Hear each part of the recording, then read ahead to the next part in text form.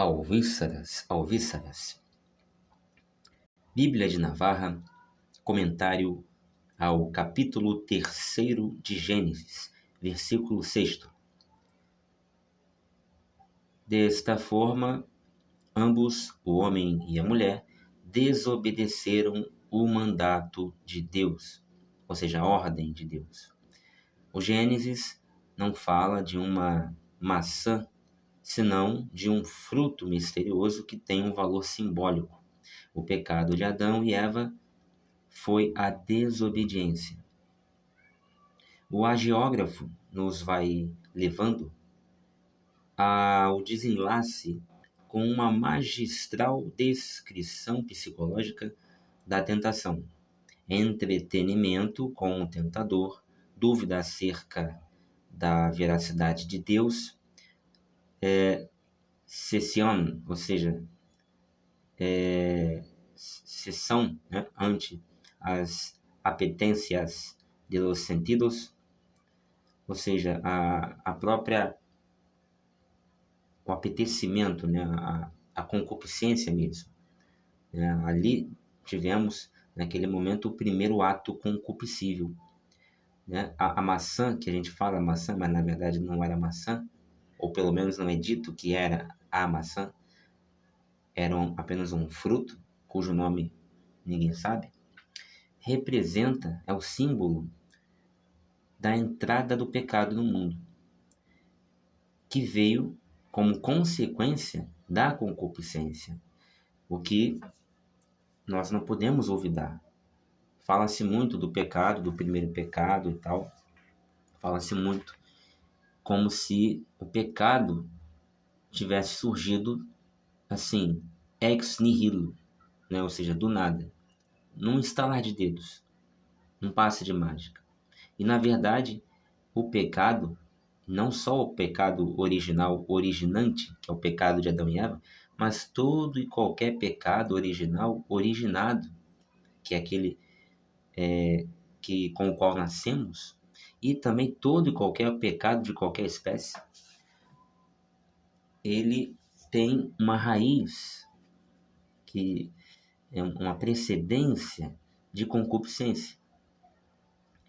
Então, onde está a raiz concupiscitiva, ou concupiscória, ou concupiscível? Concupiscível é melhor. Onde está a raiz concupiscível do pecado de Adão e Eva, ou seja, do pecado original, originante?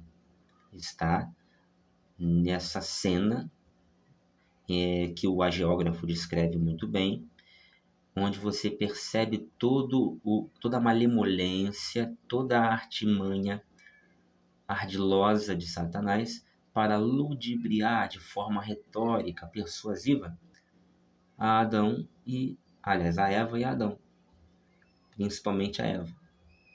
Você percebe como ele se apresenta na forma de um bicho, de um animal.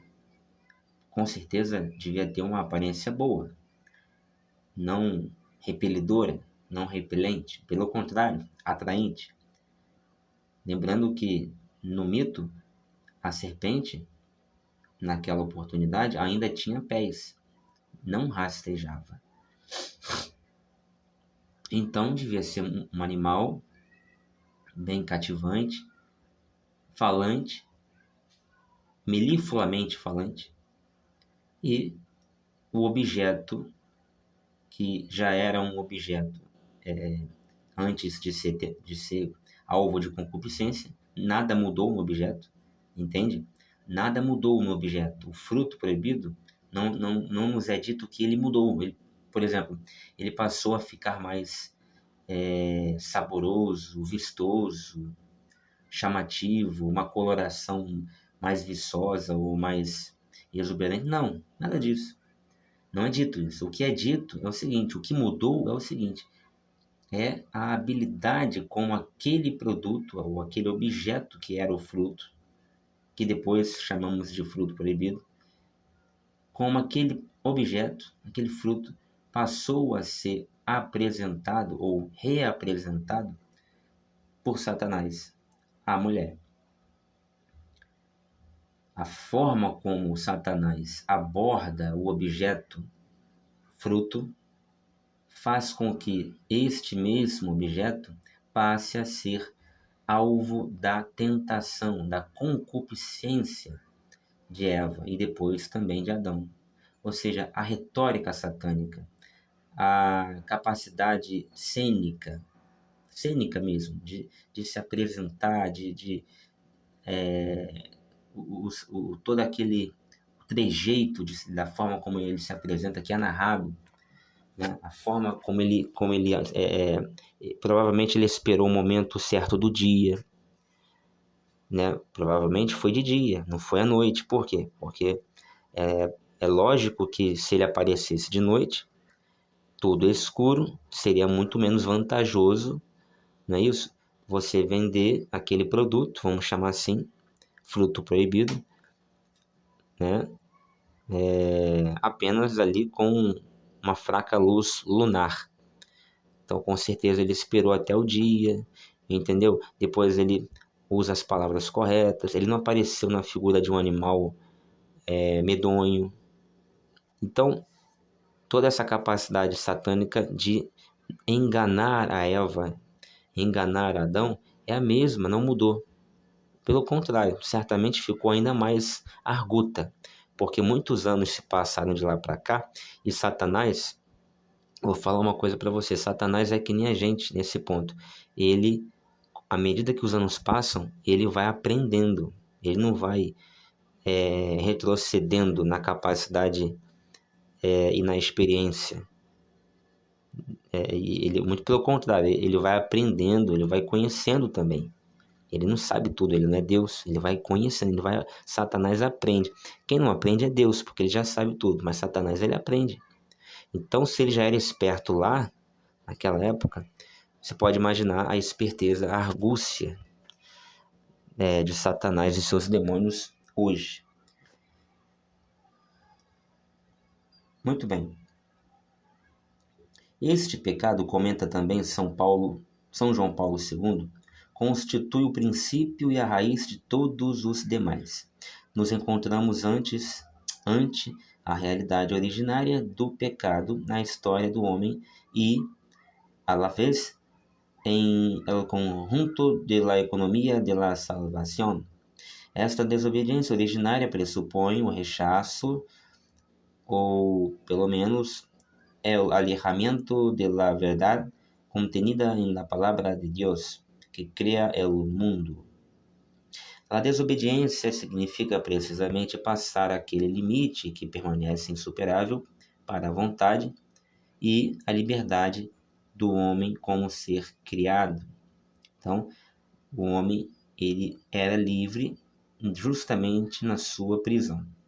Ele era livre justamente na sua proibição de comer daquele fruto. Quando ele passa a comer do fruto e quando ele passa a achar que é livre, é aí que ele deixa realmente de sê-lo. Olha que coisa contraditória, aparentemente, mas é a verdade. O homem, o Adão, o primeiro homem, e sua esposa Eva, sua mulher Eva, eles eram livres enquanto não pecaram, desobedecendo a Deus. Quando eles pecam, desobedecem a Deus e comem do fruto que não podiam comer,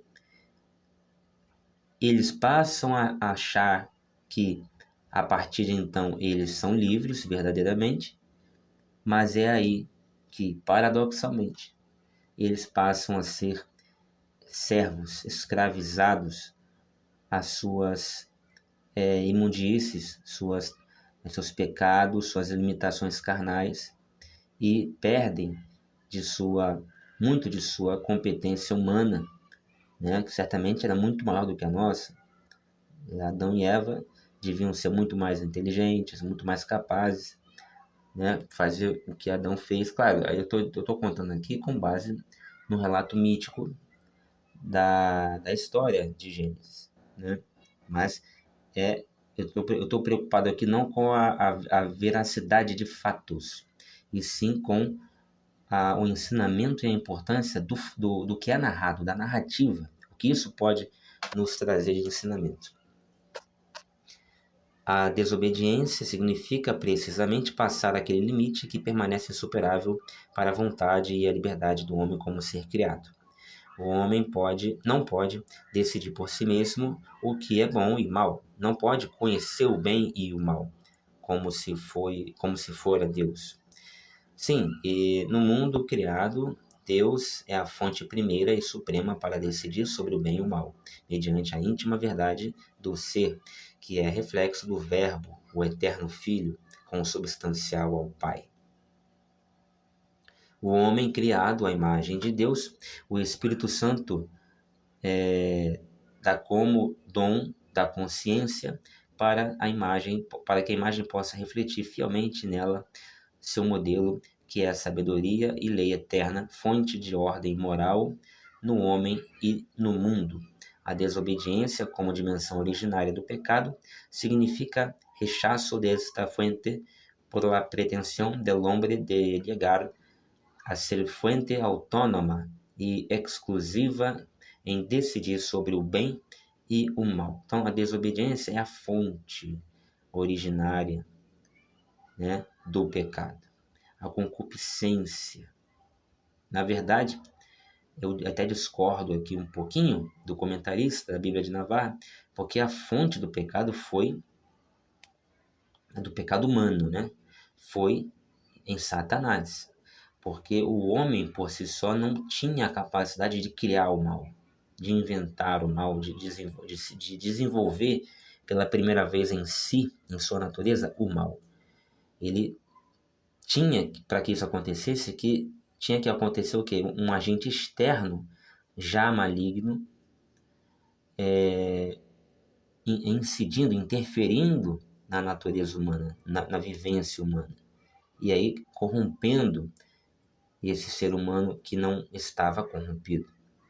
Então, a fonte do pecado humano está fora do homem, está em Satanás, que fez todo aquele ardil do qual já falamos aqui para convencer, persuadir, enfim, o homem e a mulher a pecarem. Aí sim, quando eles pecam, né, instigados, conduzidos por Satanás a fazê-lo, quando eles pecam, aí sim, eles já se contaminam, como que passam a contrair uma doença, um vírus, ficam doentes, vamos colocar assim, e a partir daí sim, eles vão por si sós, e também através de seus descendentes, dar continuidade e desenvolver e aprimorar essa maldade. Agora, havia uma atmosfera de desobediência? Sim, sem dúvida, mas a desobediência não foi a causa do pecado humano. A causa primeira, tá? Foi uma causa, digamos, segunda, porque antes da desobediência houve a concupiscência, ou seja, o homem e a mulher foram tentados, olharam para o fruto como objeto de tentação, e depois, como diz o apóstolo Paulo, a concupiscência deu lugar ao pecado, mas deu lugar ao pecado de desobediência. Entendeu? A desobediência não é a causa do pecado do homem. A desobediência é o pecado do homem. Agora, o que causou essa desobediência foi a concupiscência, que por sua vez, ela de fato veio à existência com a contribuição de um ser anteriormente, previamente maligno, que já era àquela altura Satanás. Bom, muito bem, espero que tenham gostado. Até a próxima, se Deus quiser.